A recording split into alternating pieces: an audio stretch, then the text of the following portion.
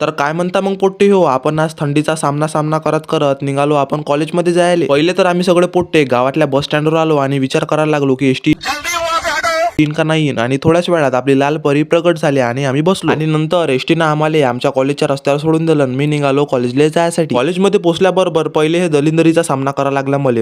अरे बड़े खतरनाक लोग हैं. म्हणजे माझ्या दलिंदर मित्र, म्हणजे दलिंदर नाही पण चांगले मित्र आहे आपले. नंतर मास्तर लोकही ना आम्हाला 9:30च्या बेलमध्ये बाहेर फेकून दिलं. जा म्हणे मस्त बाहेरची हवा खाऊन या म्हणे. आता मास्तर लोकांनी जसं म्हटलं आम्हाला तर तसंच करावं लागेल ना पब्लिक. मग काय आम्ही शुद्ध हवा खाली भिडलो. आमच्या भाषेत शुद्ध हवा खाणं म्हणजे पोटभर मस्ती करणं. आमच्या कॉलेजमध्ये जास्त लेकर आहे हे सिद्ध करासाठी आमच्या कॉलेजच्या मास्तर लोकांनी रॅली काढून टाकली. मजाक हो पब्लिक. आता सबके सब चोर हैं साले. आपल्याला दुसऱ्या कॉलेजमध्ये एक मोठा कार्यक्रम आहे म्हणून आपल्याला हे रॅली काढून जा लागू राहिलं. आता आमच्या कॉलेजची एवढी मोठी रॅली पाहिल्यावर कोणत्याच कॉलेजला घाम नाही फुटू शकत. कारण की कोणत्या कॉलेजमध्ये एवढीशे पोट्टे आहेच नाही, फक्त आमच्याच कॉलेजमध्ये एवढीशे पोट्टे आहेत. थोड्याच वेळात आपल्या कॉलेजचे पोट्टे रॅली घेऊन आपल्या लोकेशनवर पोहोचले जिथं मेन कार्यक्रम आहे. आणि थोड्याच वेळात तुमच्या कृपेमुळे आणि अध्यक्षाच्या कृपेमुळे कार्यक्रमाला सुरुवात झाली. आज तर मला असं वाटते की भाऊ आज तर आपण गरमीमुळे मरूनच जाऊ. आणि नंतर हे कॉलेजवालीनं आपल्याला पॉम्पलेट देऊन दिलं. आज लय वर्षानंतर मला दत्ता भाऊचे दर्शन झाले, हे पण चांगले याच्यात. एका इकडे आमच्या कॉलेजच्या पोट्टीची उनीच्या ना मायबीन मागून लाल लाल राहील ती, पण ह्या कॉलेजवालीला काही समजेच नाही. मायबीन निरा कार्यक्रमावर कार्यक्रमच घेऊन राहील. कार्यक्रम आटपल्याबरोबर कार्यक्रम सुटल्याबरोबर रॅली गेली भोकात. पहिले आमचे पोट्टे मस्त एकट्या मनानं कुकडे हिंडू राहिले ते पूर्ण मार्केट. जेव्हा पोट्टीले माहित झालं की कॉलेजमध्ये आल्याबरोबर आपल्या रट्टे बसन आणि दप्तर घेऊन आपण बाहेर